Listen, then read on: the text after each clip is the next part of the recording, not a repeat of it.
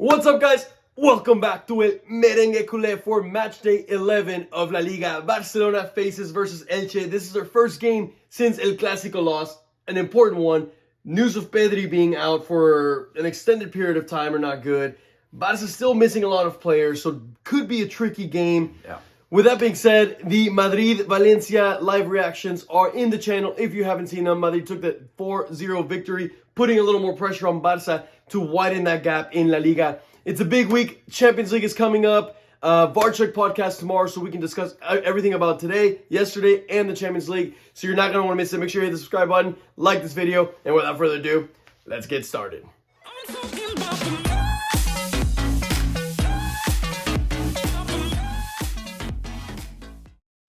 All right, guys, and that is the end of the first half. A half that I think could have been misleading. I think the Elche goal at the end kind of balanced it out to what it really should be like.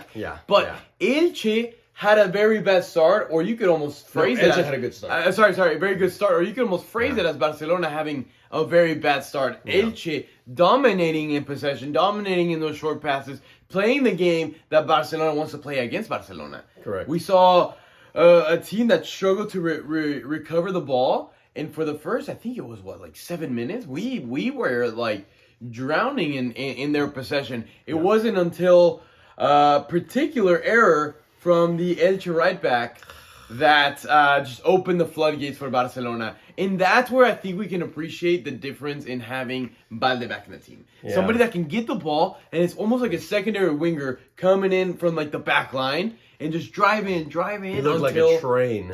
And he was unstoppable. Yeah. He found Catch Lamine him. perfectly, and Lamine does what Lamine does. He takes a matter of two touches plus a shot in an instant. Just his ability to make that happen so fluidly. And that's where we really see the prime Lamine, right? The Lamine that receives the ball, takes that cut in and finesses back post is what I call textbook Lamine definition right there. Yeah. And that's what he did. Especially it's a huge goal for him coming from last week where he honestly received a lot of criticism for both outside and in the field. So a goal that might silence the critics, at least for this week, especially if Barca end up winning.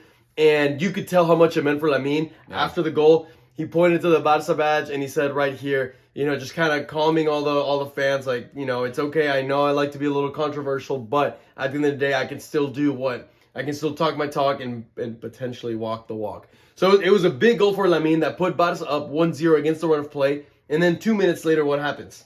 Ferran Torres finds a way to put the ball in the back of the net. And it's crazy to think, you said Matchday 11? Matchday 11. Ferran Torres is Barcelona's top goal scorer right now in La Liga.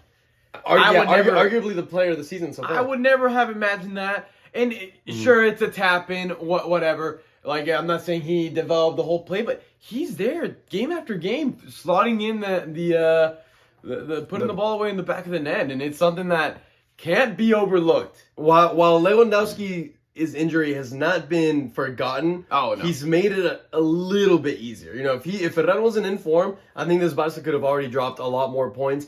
But let's not forget who passed him the ball. Fermin Lopez. Fermin Lopez had a beautiful pass to him, and it's another player that I think you could put up there as a player of the season so far for Barca. Yeah.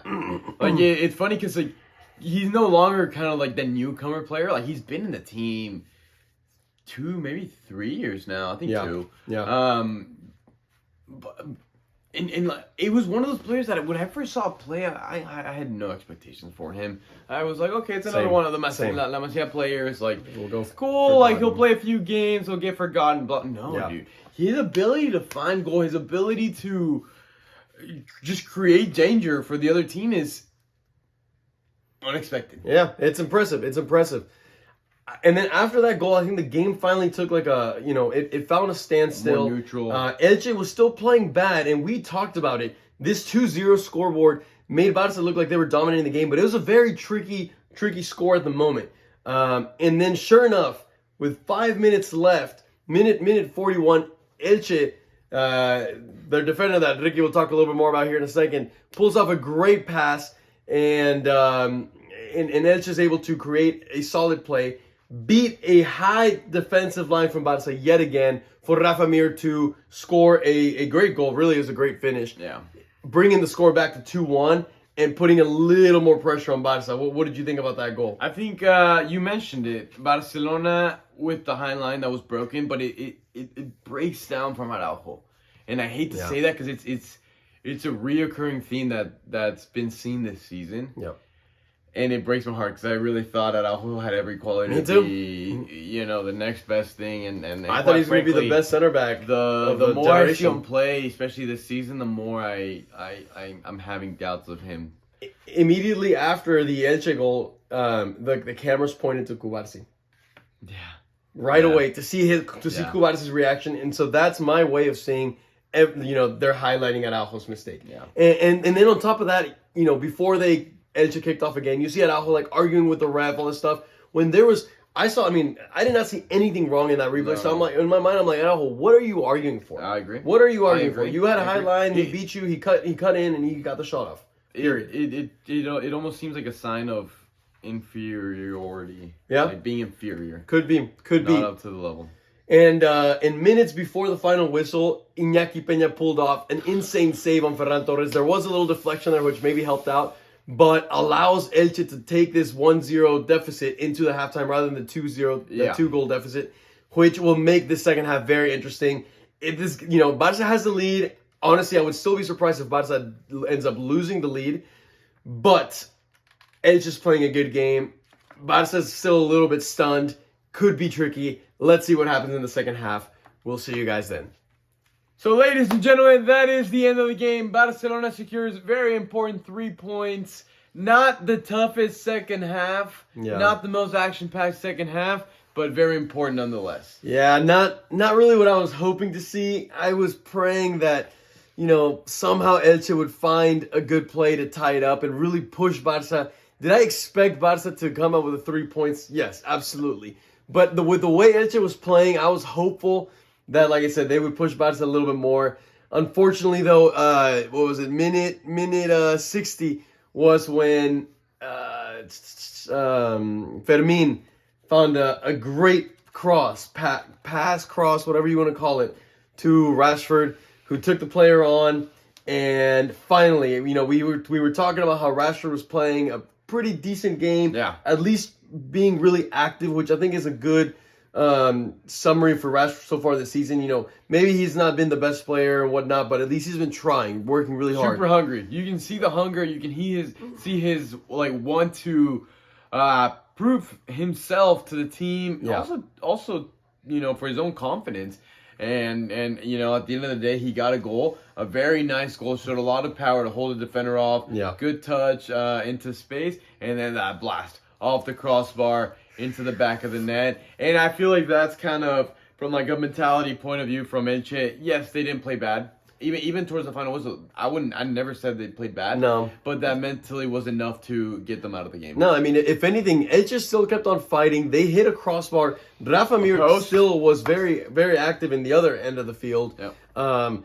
They hit the post. They hit a crossbar. They had their chances. They did. They just, in a game like this against Barça, against Madrid, if you're the weaker team, you do need an aspect of luck. And unfortunately for Elche, they weren't able to find that luck. And so that ended up killing a lot of their momentum.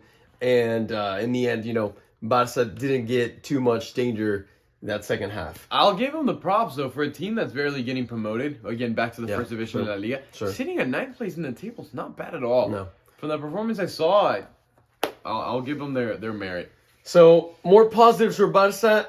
Olmo came back. Yes. And Bobby Lewandowski came back. What, anything that... We mentioned it. I mean, Lewa didn't do a whole lot. He didn't stand out like crazy. But he's making those runs that I think Ferran doesn't quite make. And I think it's runs that could help Lamine and, whoever we have on the other wing as well. Either find a pass or create space for the rest of the team. So it's nice having them back on the team. What were your final thoughts on Lamine's game? I mean, he got his goal, so ultimately the critics will be silent today. But he did have a few chances where I think he could have and should have converted. Could have done a little more. And maybe didn't. Yeah, I think that's fair. Lamine hasn't quite reached his best version of himself just yet. Is he working there? Sure. Is there still maybe a little lagging injury from his previous injury? It's a possibility that it's still bothering him a little bit, and so that's why, in my opinion, I'm not seeing a Lamine that's super active, super participating a lot in the build-up play, asking for the ball, trying to take people on. He does have his moments, of course, as you should expect, but not the best Lamine just yet, in my opinion. Who, now that we're reaching the end, who would you say was your man of the match? They gave it to Rashford. I think that's a safe shout. He was very active. Yeah. But I'm almost tempted to give it to Fermin. Fermin. I was thinking Fermin. Just puts in, gets the result. Yeah. Solid performance. From Barça played a good game. Elche put in a good performance as well. But in the end, Barça was the team to put him in the back of the net. Created more chances, put him in the back of the net. And so they end up with the 3 points to close the gap again with Real Madrid. Second place for Barcelona, headed into the Champions League. And this will conclude the video for today. But of course, tomorrow, a lot of content. We will have a little more discussion on Barca's game, on Madrid's game against Valencia, and preparing for the Champions League week ahead of us. So guys, leave your comment down below. Who do you think was your man of the match? What did you think about Lamine's performance? And with that being said, make sure you smash the like button, subscribe if you haven't, and we'll see you tomorrow for the VAR Check podcast. Peace out.